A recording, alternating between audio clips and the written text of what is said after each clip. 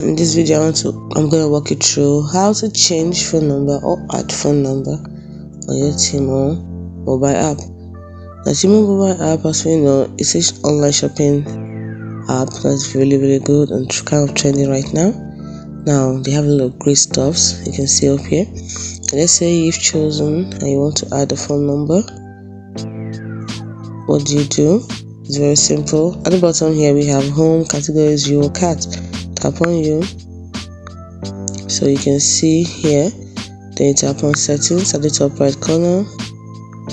Tap on account security, and you can see your mobile phone number.